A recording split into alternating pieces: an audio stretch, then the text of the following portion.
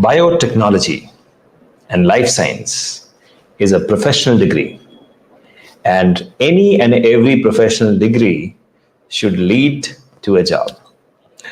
Hello, everyone. Good evening, good morning, and welcome to the session. I will wait for everyone else to join, and I have an amazing guest around with me. But before that, thank you so much for joining, sparing out time for today's session, today's webinar. My name is Shekhar Suman, and today we are going to debate, discuss, and ask questions about how can we, after a professional degree in biotechnology, get a job in the industry. Well, for a long period of time and even today, Biocon has been the synonym for the biotech industry. Let me know in the chat section if you agree. Well, when I started my career, that's how it was perceived, that if it is biotechnology, then it is Biocon. And today I'm glad to introduce you to a special guest from the corporate social responsibility arm of Biocon, and that is called as Biocon Academy. Good morning, Prasanna. Good morning, Medha, Mehvish, and everybody out there. Thank you so much for joining me and the Biocon Academy team on this special Saturday morning. We all have to agree to this fact that biotechnology, life sciences is a professional degree, so it should lead to a job without anything new, anything extra. But sadly, the curriculum is not able to keep pace with the industry. So, industries such as Biocon came up with a corporate social responsibility where they are taking initiative to help, support, and nurture students like you. So today with me, there is a special guest who is going to talk about the offerings which Biocon Academy has, and then we will open this floor for question and answer session where you can ask your question to him and he will answer all of them patiently. Now, to remind you, we have more or less around 60 minutes. So quickly, ladies and gentlemen, boys and girls, let me introduce you to the guest for today. It is my great pleasure to introduce our distinguished guest, and his name is Dr. Ramgopal Rao.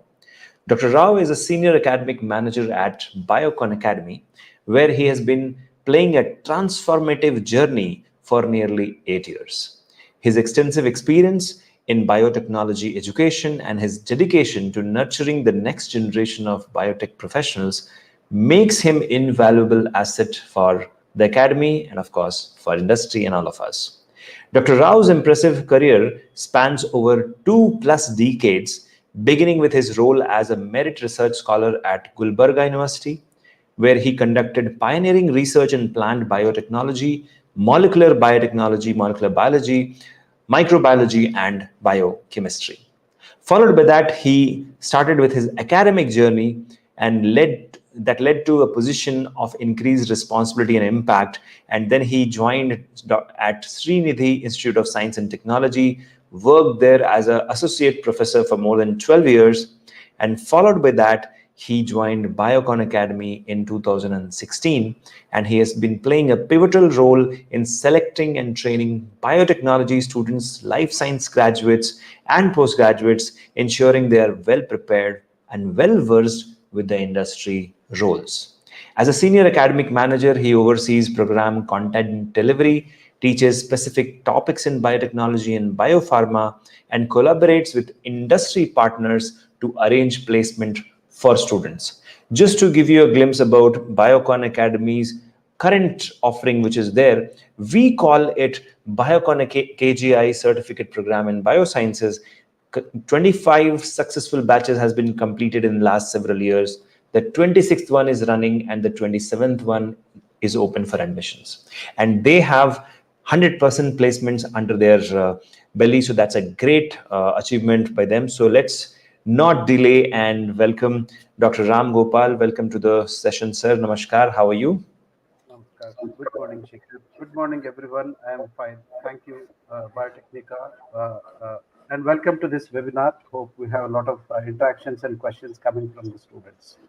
Absolutely, absolutely. So I'm aware that you have a very important presentation to make, but before we get started, if you could summarize what you're about to talk in the next 40 minutes, that will be great, so that the students get an idea and it'll be a teaser for them so that they are ready for more. Yeah, thank you, Shekhar. Uh, I am not going to give a lecture, so that should be the good news for the students. But because on a Saturday morning, it's not a good thing to give them a lecture when they're coming out of their academic system. So I will share Right. some of industry functions in terms of what are the departments, divisions that are there in biotech pharma. I will share them what are the skills that are required in terms of catering to those departments or matching to the job descriptions so that they enhance the possibilities of getting them skilled as well as presenting to the recruiting teams in any biotech and pharma industry. And if time permits, depending on the questions, we will discuss about the opportunities in India, abroad, specifically in terms of industry career. Wonderful, wonderful. So we are now craving for more. So let's quickly bring up your presentation and you can get started. Please go ahead. Thank you. Good morning, everyone. Once again, welcome to this webinar. It's a vast topic and it's not having any curriculum. So you all can appreciate that depending on the time, we'll be able to go to the depth as well as to the extent possible to share some of the insights that are possible within this time frame in terms of the biotech and pharma industry, the functions, the departments, the career opportunities, and how you can make yourself more suitable for that. And this talk specifically will focus on biotech, but in general, I prefer to use the word life sciences as well because we now have a whole set of life science industries or the ecosystem which covers not just biotech but various other allied disciplines catering to microbiology, medical professionals, biochemistry, and lot of other new collaborations coming with IT and tech companies, including medical devices and biomedical instruments. To start with, I always want to first open up with a positive mind frame so that each one of you first understand that we have out there a lot of industries which are actually making some difference for the last several decades. Out of all these industries, it's very important for a student to first understand uh, what are the categories or what are the types of processes and products actually they are offering, where they are present, and this will definitely help you to focus your projects, your course, and your career aspirations to that particular type of industry. So, as the slide shares here, we have biopharma, which takes the lion's cake. I would say around 60 to 65% of the overall GDP that has contributed to from biotechnologies coming from biopharmaceuticals, covering therapeutic proteins, recombinant proteins, and vaccines, and so on. And most of the monoclonal antibodies and proteins that Indian biotech sector has contributed is saving millions of lives across the globe. And especially, we have seen how vaccines were one of the success stories in the last 2 to 3 years when COVID hit us. The last couple of decades has seen India as a major player now in diagnostics and medical devices, where collaborations have happened between engineering and pharma and biotech companies to come out with novel medical devices as well as diagnostic kits.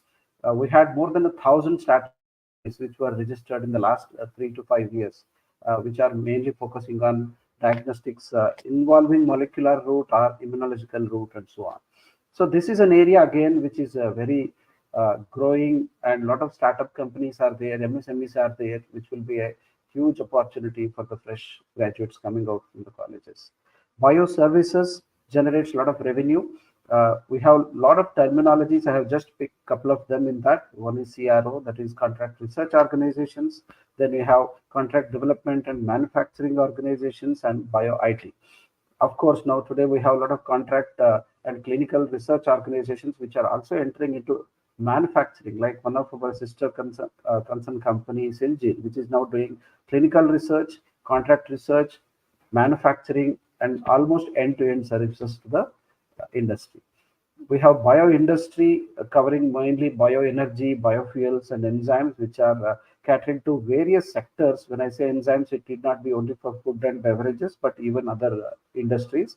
This is a growing field which is mainly based on a lot of innovations and intellectual property creation, because it's a huge competition out there when it comes to alternative sources of energy generating from either plants or microalgae or from any other renewable biomass or lignocellulosic waste and things like that. Then we have bioagri. This is not a right word. I would say agricultural and plant biotechnology basically also include a lot of animal, veterinary, and other human welfare specific to more of developing countries' economy. So this is an area where we have few roadblocks, but a lot of developments have happened, especially from the marine biotechnology point of view, and in terms of improving the crops, in terms of now using precision agriculture and using most of the medicinal plants and biodiversity that we have to generate products as well as services in terms of generating cure, maybe diagnostics for several diseases and disorders. The others basically include a lot of interdisciplinary and transdisciplinary companies where you have medical devices, biomedical instrumentation, and a lot of activity associated with healthcare or improving the environment, creating food security, creating more and more ready to eat, ready to cook, stored foods, and things like that. So all this whole stuff, what we call as bioeconomy, basically has crossed now around $150 billion in the last couple of decades. And I can share some statistics again because of time, that we have 600 plus companies working in India, including 5,000 plus startups. Out of that, around 1,000 plus have come up in the last 1 decade or so because of the new developments that have happened in the Indian biotech industry, including both academia, public and private partnerships. We also have a conducive ecosystem now because of the government initiatives like BIRAC, where we have bio incubators and startup systems, lot of scientific manpower, 40,000 plus colleges, and more than 5,000 universities, more and more private players coming into picture. So we have a huge manpower, or what we call as a scientific pool, which are ready to serve for the biotech community. At the same time, digital transformation that is happening in the IT sector now has reached a point where they are collaborating with the healthcare and life science establishments. So whether it is AIML or data science or any generation of data that is happening in clinical trials or pharmaceutical and biotech industry will not be able to succeed as well as save time, money, and resources unless they are associated with technology. So we have seen this digital transformation where automation is happening. Single-use systems are coming into picture. Disposable units are there now in most of the industries, and everyone is employing a LMS kind of a system in industry, what we call as electronic data that is generated using automated capturing of instruments data and process data. Even in drug discovery and development, now we are using technology. And recently, FDA has also permitted for filing of new drug candidates which have been developed using AI and ML technologies. If you see Indian specific biotech industry, we are in the double-digit growth for the last couple of decades. I have some statistics again, but just to sum up that, we have around 16.5% of compounded annual growth rate happening consistently for the last 2 decades in India. That is a good thing for the fresh biotech life science professionals coming out, because when the growth rate is in the double digit means you have more projects, more collaborations, more companies getting established, in the sense more jobs are created. The only thing that now we have to see is whether the other side of the coin, which you are not able to see, you are able to address with your skills and competencies. We have the highest number of manufacturing plants in India, which are catering to small molecules, active pharmaceutical ingredient, generic formulations, biologics, biopharmaceuticals, and so on. Out of that, almost half of them are already approved by US FDA and other developed country regulatory agencies. That means we are supplying to the globe. We were known as the pharma capital of the world, but today we are going towards biotech and biopharma capital in the same direction. We also have most of the big companies now operating directly or indirectly in India. When I say directly, either they have their own establishments in terms of manufacturing or research and testing or selling the product, or they have identified a collaborator, a CRO or CRAM, and working in India because, as I mentioned, we have large manpower, large genetic diversity. So we have more and more market need also, not only to sell the product, but even to develop and test in the population that we have across India. Last but not the least, I was mentioning about the various departments or divisions in biotechnology. You can see I have picked four out of that: biopharma, bioagri, bioservices, and bioindustry. These put together contribute to the lion's share as of now in terms of success stories. And believe me, unless you generate revenues, products, and bring it successfully into the market, this sector will not be able to fulfill what we are aspiring as saving lives, making our life more and more safe, secure with good food, energy, security, and things like that. So India is definitely playing a major role, but at the same time, we are as of now not contributing to more than 5% of the total capabilities that biotech sector offers. To show you some statistics, I picked up this slide from one of the topmost journal in the world. You can check for further details to that. The last 2 decades, especially from 98, 99, the data is shown here. We were mainly depending on the chemically derived drugs. And things are going towards biotech and biopharmaceuticals. This is the biggest evidence. We have around 48 to 50% of the medicines or drugs which are now approved by the US FDA, which are biologically derived. That means they are extracted or they are recombinant, they are naturally occurring, they are biologics, biopharmaceuticals, vaccines, things like that. But basically, out of all those approved drugs that are being available now for the public, almost half of them are now coming from biologics.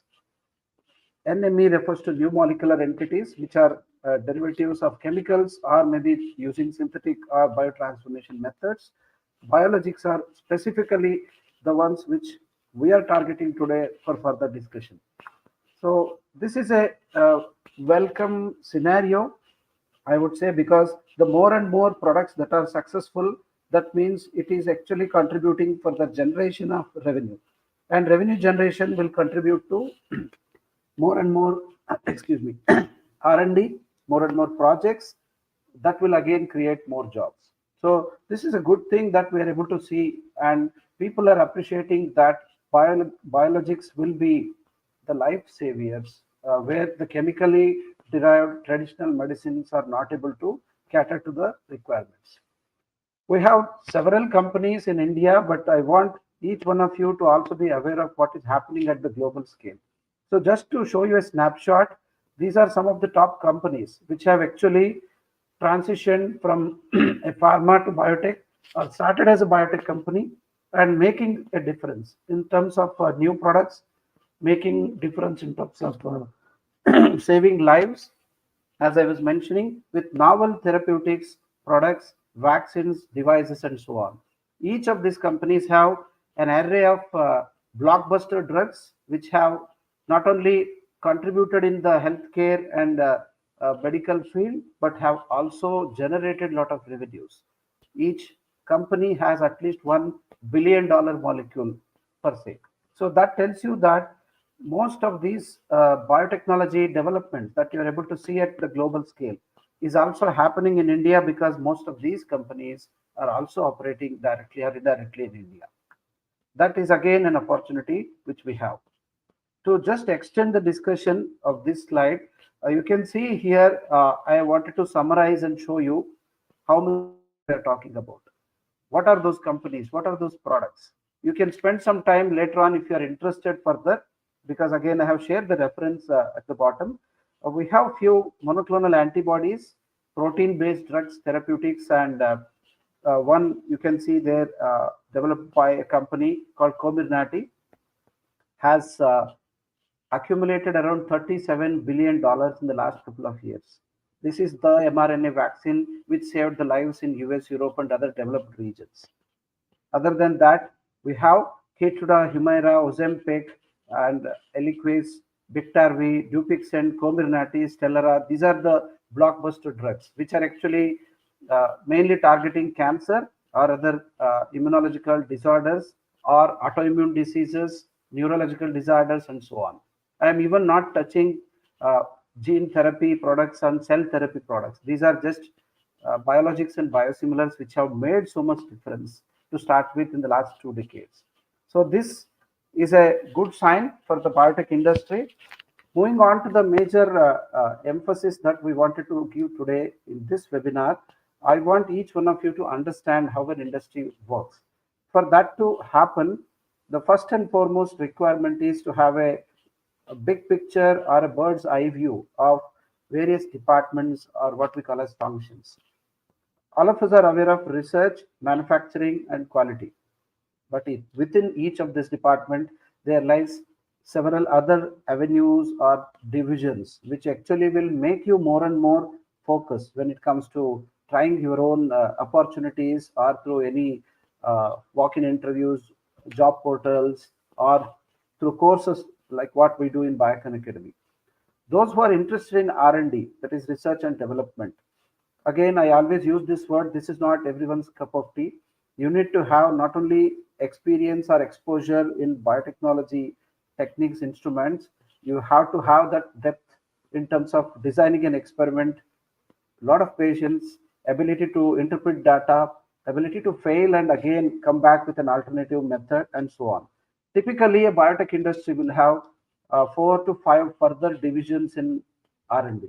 To start with, molecular biology, where they develop the clone or the cell line, maybe a bacterial, fungal, yeast-based, mammalian, or any other such expression system that we want to develop to produce any important protein or other products.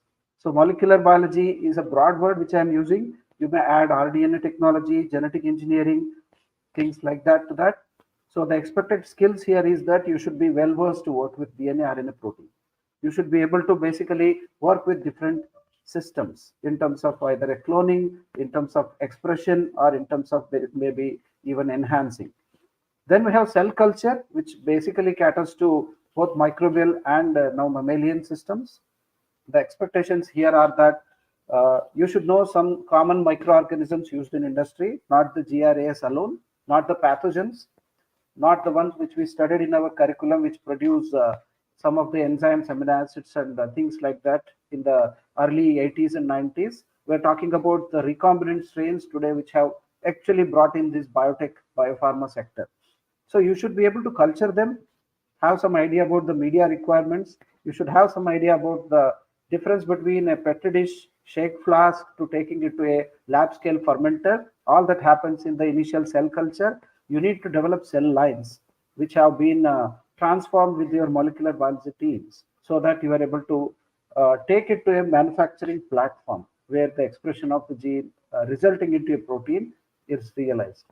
For large scale manufacturing to be successful, the biggest department in R&D is bioprocess, which again covers upstream and downstream, where they convert your initial research success into a large scale viable manufacturing process. They do the scale up studies, they do the pilot studies, they develop what are the chemical, biochemical factors that are influencing your product formation and things like that. So those who are coming from BTech, MTech background will have a lot of scope in bioprocess and cell culture specifically. Then we have analytical, those who are good with instrumentation, those who are good with the basic calculations, those who are able to operate a couple of instruments like spectroscopy or HPLC and things like that, or even cell-based assays, bioassays, where you are able to detect or analyze or estimate either a product or an impurity or anything associated with the manufacturing of the product. That department is called as analytical. We also call as analytical R&D. And we have then formulation. This is more to do with basically bringing out the final recipe that is either delivered orally or through injection or as a solid or as a suspension in various dosage forms. Whatever molecule is basically ending up in the hands of the physicians, pharmacists, or the patients is developed by the formulation department.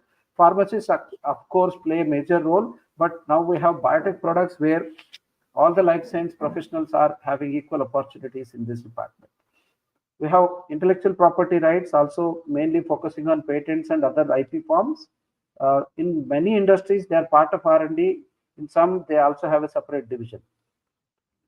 Most of the job opportunities that are there in these IP or even project management are initially for someone who has some experience in R&D. So it may be slightly challenging for freshers because it expects little more extensive idea about at least working with one or two products.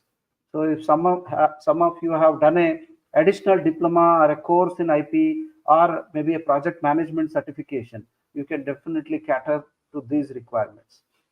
Moving on, clinical and regulatory is the area where you generate data because of animal studies, human studies, as well as you convert the data into something which can get approval.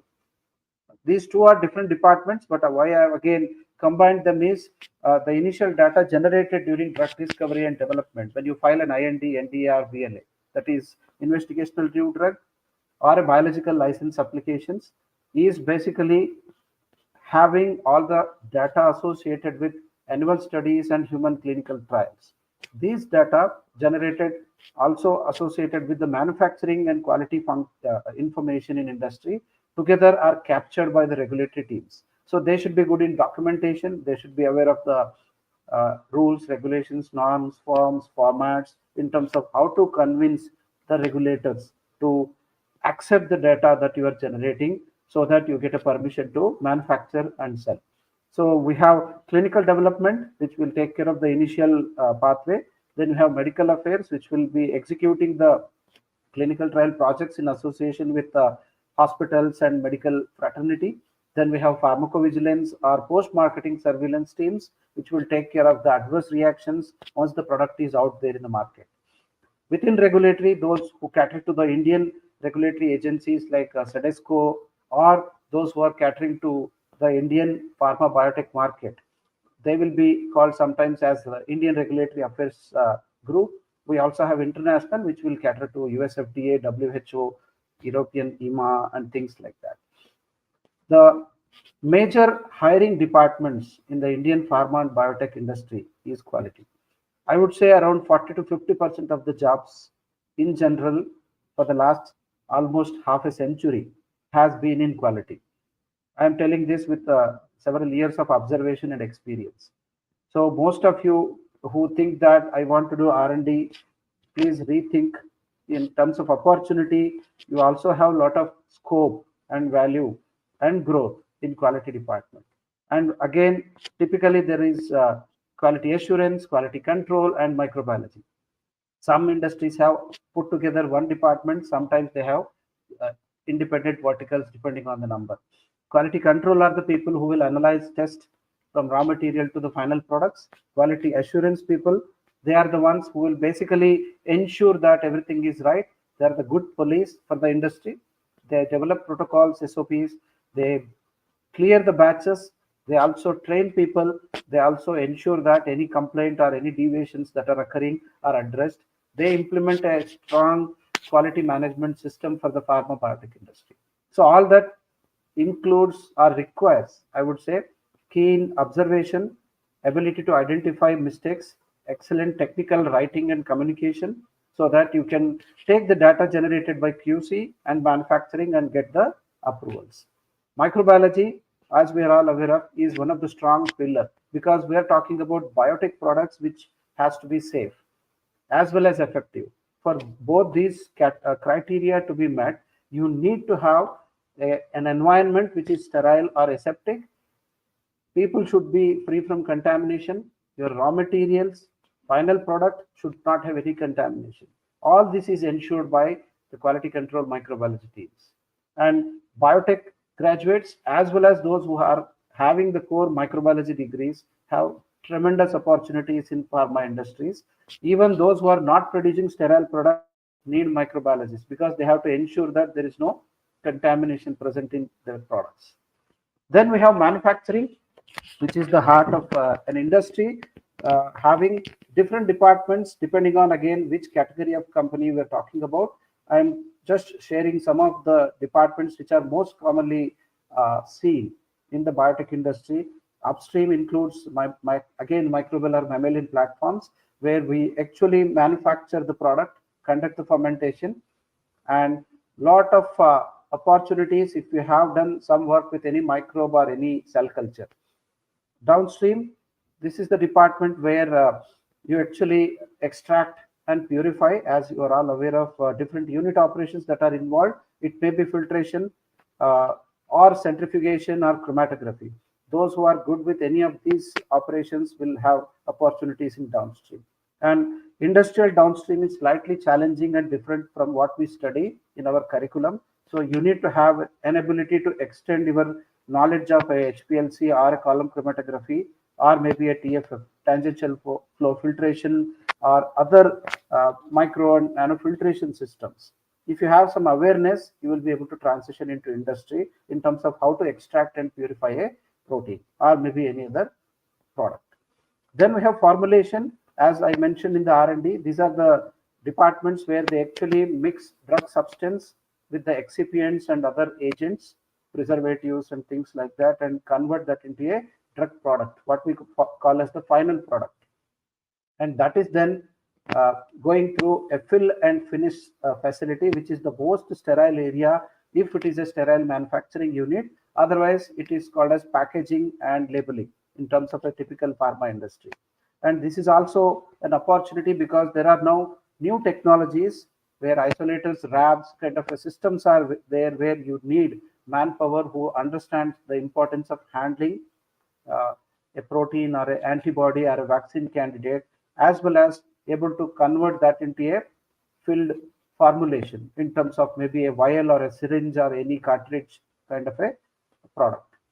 We also have a support department called as MSAT, which will help in tech transfer, which will help in troubleshooting, which will help in enhancing the production quality in terms of manufacturing challenges. This is again a department where some exposure in the manufacturing will be value add to actually address the needs. I have highlighted a lot of departments in the last column, which we call as support functions, but they are not like less significant. You have opportunities in these, but some of the life science related things I can mention here. Environment, health and safety is EHS. Different terms are used in industry. Here you need to take care of solid liquid waste. How do you generate and use water? How do you generate and use air? How do you take care of the biomedical waste or recombinant waste? How do you handle all these rooms and facilities? How do you train the people to handle the biotech specific requirements as per the regulations? All that is done by EHS.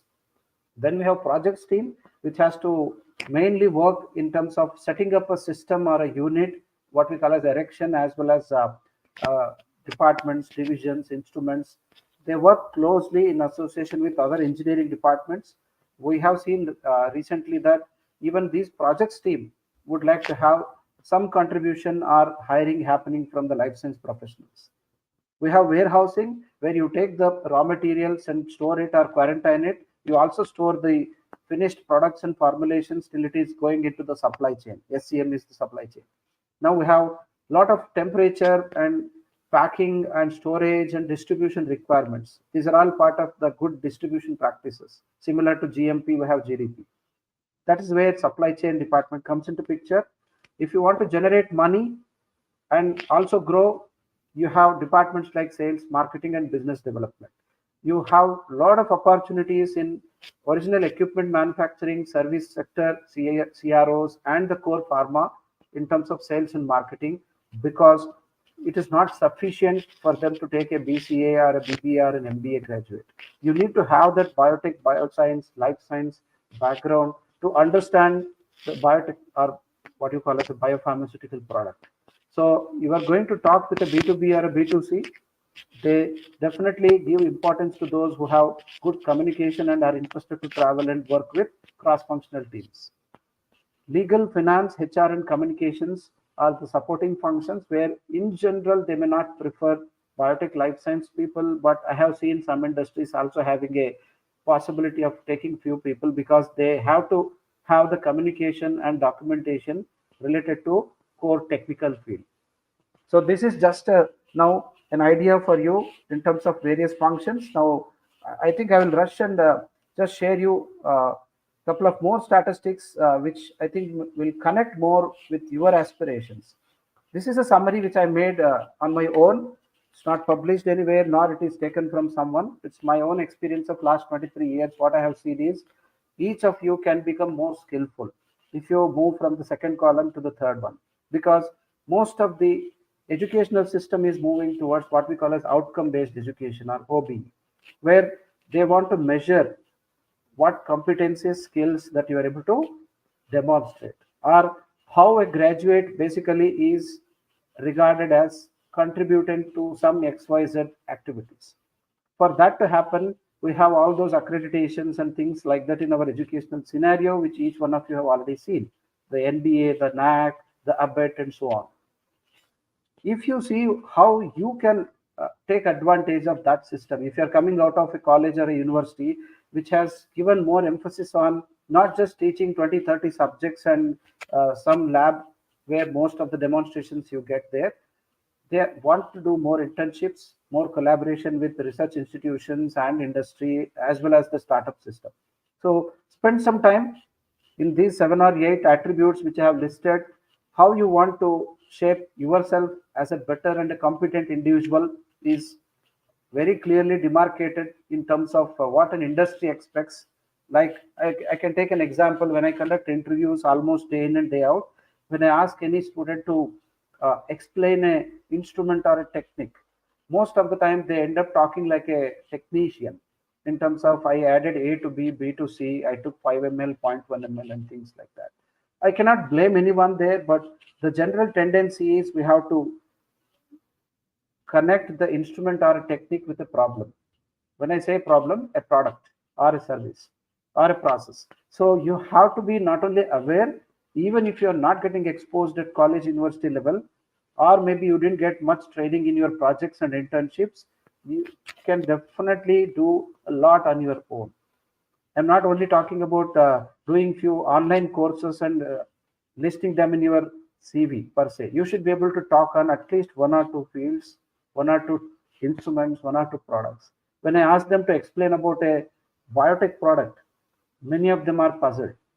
In fact, I have gone to the extent of prompting them. If you are going to a function and your relatives ask you how biotechnology is useful, what are you doing? Can you tell in a layman's language that what difference you have made? Because they don't understand molecular biology, immunology, genetic engineering. What they understand is, have it saved lives? Has it given us food? Has it helped in our environment?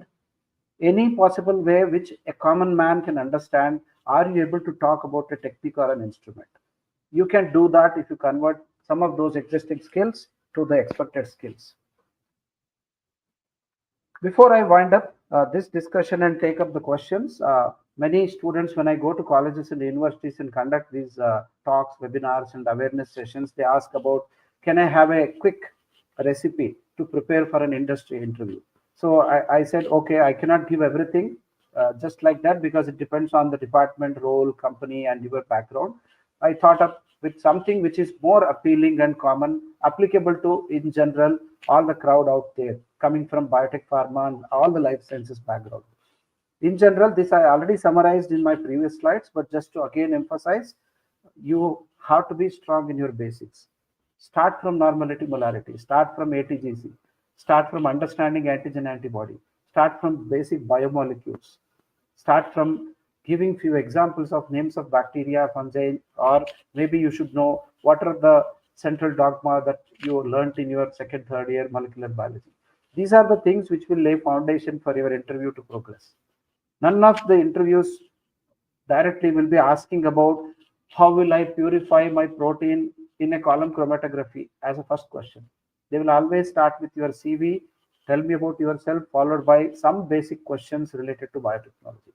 If you have forgot, if you have excuses, it is not acceptable. I have seen again many students say that I did online because of pandemic and things like that, but nothing stops you from preparing you and strengthening your fundamentals. And that is your biggest strength, because your applications and skills are useful only if your foundation is strong. And believe me, the first few minutes of your interview, we will be always having some perception and opinion on the candidates based on how they take and respond to these basic questions. Then you have department specific competencies and skills. I would say, if you are good in calculation and measurements, please target quality departments. If you're good in technical communications and regulations, do target QA and RA. If you're good in bioinformatics, statistics, software, data analysis, do target the R&D streams. And if you are good in handling animals, if you understand how the clinical trials happen, if you understand the bioethics, safety, IP, if you know what are biosafety levels, if you know what all it takes to work on a recombinant, you can target IP, clinical, and EHS departments. If you are good with cell culture, culturing, identification, viability checking, multiplication, generating cell clones, cell banks, as well as expressing some molecule in that, then you will be catering to either bioprocess or cell culture department in the R&D or upstream in the manufacturing. Then those who are good with extractions and separation methods, as well as some experience with chromatography, filtration, lyophilization, things like that, you will definitely be fitting into R&D as well as downstream manufacturing departments, followed by some of the support departments like MSAT and even sometimes process development. So different departments ask different skill sets. And from freshers, what they generally expect is only awareness. If possible, luck by chance, sometimes your project will match, sometimes some of your experiments and internships will match. Otherwise, definitely that's not the criteria. Whenever people hire in industry 0 to 2, that is, they know some people are at the 0 level, some people are like at the level of 6 months to 2 years.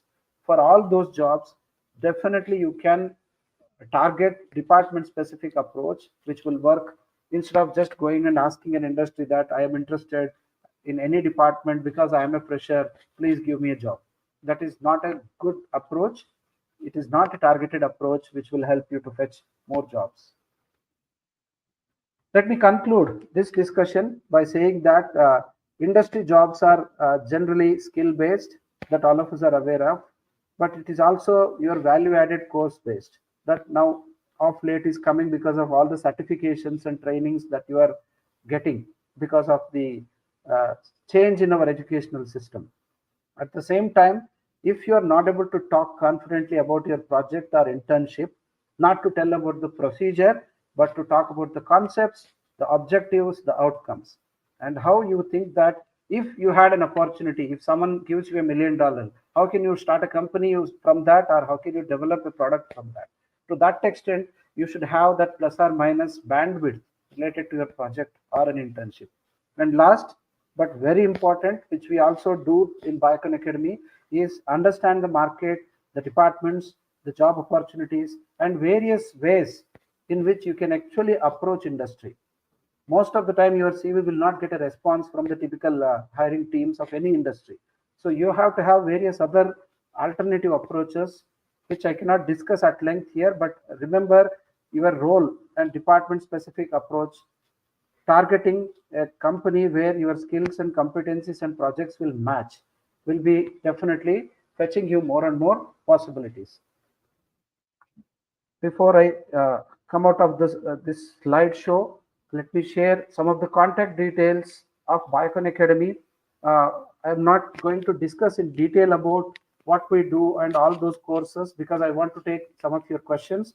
But remember that we are one of that unique entity, which is a corporate social responsibility initiative of Biocon Group of Companies, having Biocon Biologics, and Syngene together associated with us with several academic and industry partners. What we do is basically short-term certification programs and skill development courses, which you can reach out to us and get more details. Whichever course you are interested, you can reach out to us on any working day from morning 8 to 5 p.m. And reach out to us through social media.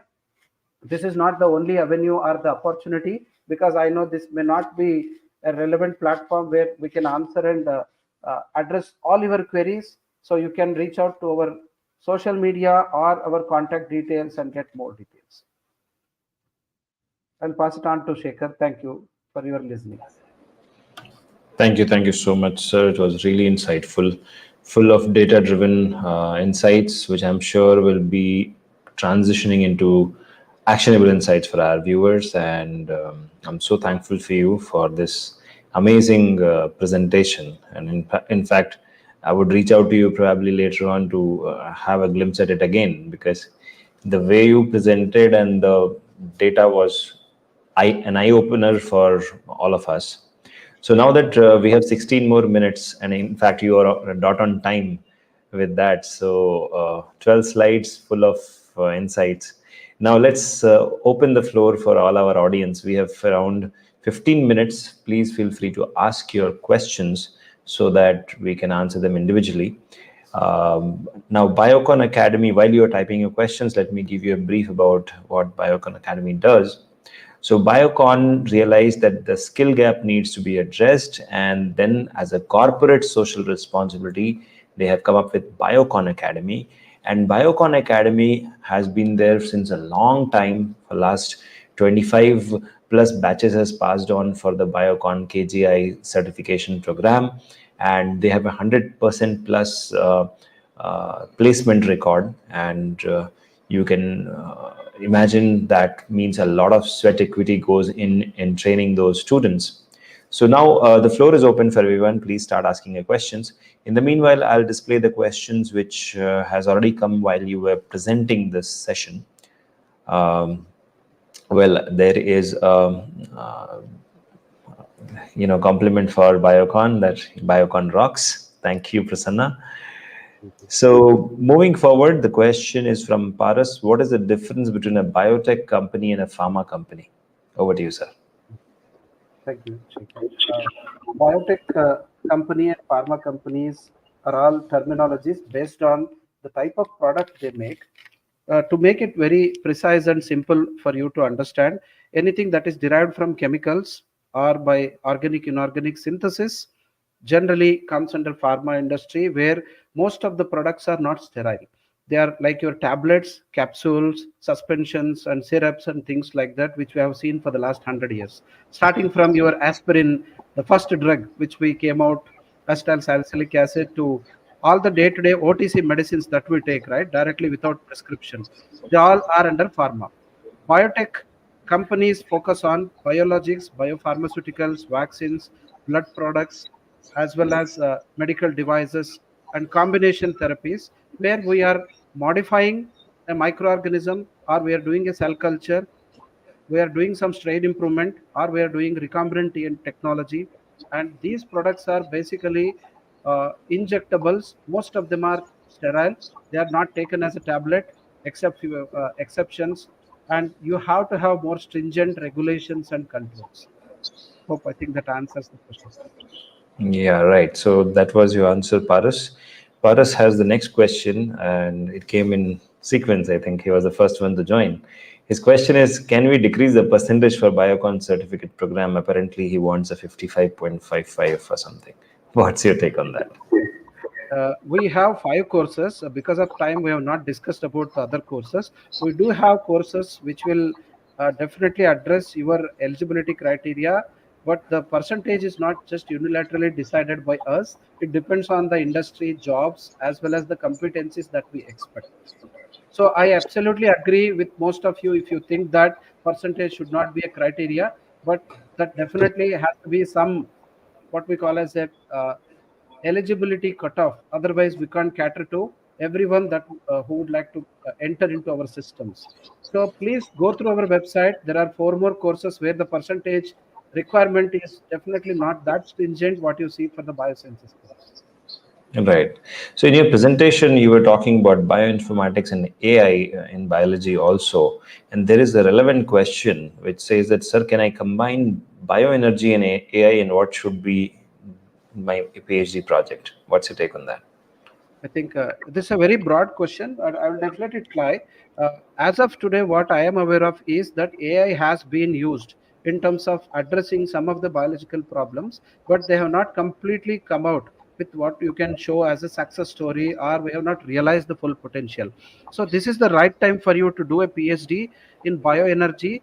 And whenever you talk bioenergy, it is not necessarily that you produce a biodiesel, right? So Right. you have to target any of the SDG, sustainable development goals. So whether it is carbon credits, or you are talking about converting lignocellulosic waste into generating some biomass, you have a lot of data that is out there in terms of how much agriculture or our biomass energy that can be converted.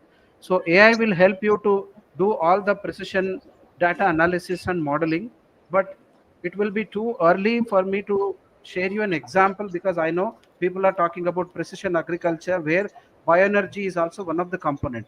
So please do thorough research in terms of which are the organizations where there is a possibility of integrating AI with your bioenergy research work. Otherwise, your initial focus has to be on the product. Later on, you can get in more and more AI in terms of collaboration. Right. So, Dr. Ram, I do have a question which keeps coming up in most of the forums at Biotecnika, and that is there is less scope for biotech in the industry. What is your take? Do you think it is right or wrong? Maybe some of the statistics that I shared should at least address to some extent that. But at Of the course. same time, from students' point of view, what I can directly say is that there is no red carpet welcome. Number one. Number two, you have to identify which industry you're talking about, and you have to match your qualification, your exposure. I have seen that industries are not just hiring from IITs and premier institutions or top deemed to be universities.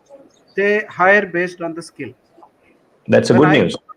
Yeah, so they hire people from different universities and colleges, provided they see that the student has not just got CGPA and degree, but they are able to talk or walk the talk. Basically, whatever they have learned, they are able to explain.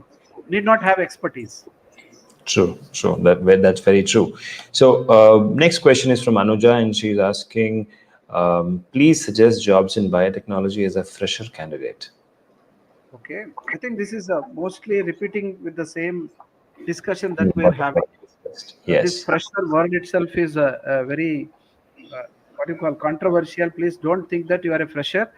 You have to think that you are ready to join an industry and you are a professional who have some competencies. So if you want to get a job in biotech industry, number one, you have to go through all their websites.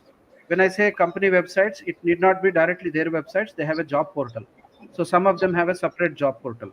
Number two, keep your eyes open with organizations which are actually doing that for you, like Biotecnika. They are doing day in and day out the same service and bringing you all that intelligent information at your doorstep. Number three, there will be walk-in interviews and old campus placement drives happening for many pharma industries. You have to be willing to go from Kashmir to Kanyakumari. You should be ready to work, and you should be ready to work beyond the regular 9 to 5 jobs. That is the first advice I always give to people. Right, right. So, moving on to the next question, which we have is there any role of bioinformatics in the industry related jobs? Yes, of course. Bioinformatics, maybe I'll make it a little more broader. I will call it as computational biology because it have now genomics, proteomics, and different omics into that. Uh, Typically, an industry, if they hire 100 people, I would say around 10 to 15 are taken by R&D. In that 10 to 15, there will be two or three whom they want from computational biology. So that tells you the possibility at one instance. The other instance is most of the companies and the MSMEs have more requirement of bioinformatics and computational people, because now they are directly involving technology, especially the IT enabled bioinformatics tools to come out with the novel pipeline products that they are discovering. So you Right. don't target the big companies, you target all the diverse companies that are available. Right. So, a follow-up question from my side is: does Biocon hire bioinformaticians, and are you guys working on any AI related projects in biology? Okay, I think I may not be the right person to tell you a complete answer, but what I have seen is that Biocon is definitely having computational and bioinformatics professionals, but the number of Right. hiring happening at the entry level for freshers will be limited, because Right. they hire some professionals. It's not like there will be a huge uh, hiring happening immediately for the next couple of years of time. That is one Right. part. Then the second part is AI and other tools. Though we have started to implement both in our initial R&D as well as in the manufacturing and quality systems. So True. automation, single-use systems, They want people with AI and other IT skills. But Expertise. let me tell you, they have to have first a basic degree from life Of sciences course. or an engineering or a chemical engineering or a pharmacy. Then these can be like feathers in the cap. Of course. So there has to be a base which is strong biology, strong biotechnology. Then you can have these add-ons and it will help you. That's what. Right. All right. So let's move on to the next question which we have. Hello, sir. After completing KGI bioscience program, what's the average salary will an individual get? Okay, I will generalize this little more. I know what is the thinking that is happening in most of our students is that we do a comparison with different other sectors. But let me be very frank or straightforward in that biotech and pharma industry will not pay high salaries at the beginning for a fresher unless you first complete the 2 to 3 years of mandatory industrial exposure or experience. So if you want a specific number, with my last 2 decades of experience, the salaries will range from 3 lakhs to 6 lakhs in terms of CTC, what I'm calling as cost to company. But every department, every company, and whether it is a MNC or an Indian or a startup, they are now ready to pay far better than what they earlier used to do. And if you compare Right. with core pharma companies, biotech companies are paying far, far better than these companies. Right. So I hope that answers your question, Jayashree. And that was an important question actually, because many students keep coming asking me this question that, okay, what will be the average salary we can get? And it's very clear from Dr. Ram Gopal. It starts around 3 lakhs per annum, goes up to 6 lakhs. In some cases, it can go above that also, but you have to be exceptional. You have to be talented. You have to be ready to uh, showcase your talent through various projects which you undertake. And that means obviously 2 to 3 years of experience would be needed. So next question is from Madiha Parveen, and she's asking, so what area to focus as a fresher to get a better placement? Okay, this is a tricky question, Diha. Okay, let me again share based on the numbers and statistics. More than half of the hiring happens in manufacturing and quality departments of pharma and biotech industries. So if you True. are getting a industry job, again, I am emphasizing you should know which department you will fit in. Number one. Number two, even if you are interested in R&D, please show that depth and try for that 10 to 20% of the jobs where the competition is pretty high. Because I have seen now students who have done masters abroad are also coming back to India to get job opportunities. So your competition is now with all those guys out there. You cannot have an excuse of your college did not do this, I didn't get trained in that. All those excuses you have to keep aside. If you want to target the core departments like R&D or regulatory or clinical, you have to have little more in-depth knowledge. If you want a job and an opportunity, easier, better target would be manufacturing and quality department. True. True. So moving on to the next question, which we have is from RG Gaming. What is the role of industry in immunology sector for giving jobs? Immunology, in fact, is driving the whole biotech industry. I would say they are the hot cakes. So if you have a good knowledge of antigen antibody or maybe any kind of immunological theory as well as practical lab exposure to work with cell lines or to do a, you have tremendous opportunity. Believe me. In fact, you will be more valued if your immunology skills are stronger, which I have seen is so common because people study for the sake of just completing that as a subject. Correct. And it's a very interesting subject also. Right. So I hope that answers your question, RG. And next question is from Uma Maheshwari. I'm an MTech in biotechnology, recently completed. How can I grow? And the role specific for MTech students. That's a question. There won't be separate roles for MTech, Uma. Basically, what you are saying is you are a postgraduate in biotechnology, that too in an engineering. So, what I expect if I am sitting to recruit you is you should be better in the engineering, technology, bioprocess knowledge because you have at least 1 year of a dissertation project in your MTech. That should be your USP. Number one. Mhm. Number two, most of the MTech professionals are preferred in R&D and manufacturing because in R&D people have to move on from test tube to large scale fermenters and bioreactors, and Right. you are the best fit for doing that job. what we call as process development and bioprocessing, followed by your ability to handle large scale systems where you understand the fluid dynamics, heat and mass transfer, you know how oxygen, carbon dioxide, and all other biotic, abiotic factors are regulated and controlled. And you have engineering basics. If you are not selling that as a MTech postgraduate, then it will be a challenging. Right. So I hope that answers your question, Uma Maheshwari. And of course, MTech has a lot of scope. You're in the right path. Just you have to persist. So now we are out of time. We will just quickly try to summarize our session. I know that you have a lot of questions. In fact, I can see more than 10 questions still there out there, but it'll be very difficult to capture everything today. But definitely, you all can feel free to email to me at Shekhar at biotecnika.org, and I'll make sure that we reach out to Dr. Ramgopal and the Biocon Academy. And those questions are also addressed as an article on Biotecnika website with more details about the Biocon Academy KGI program as well. So closing thoughts, Dr. Ramgopal sir, thank you so much for joining us. Anything you would like to say to our audience today before you leave? Yes.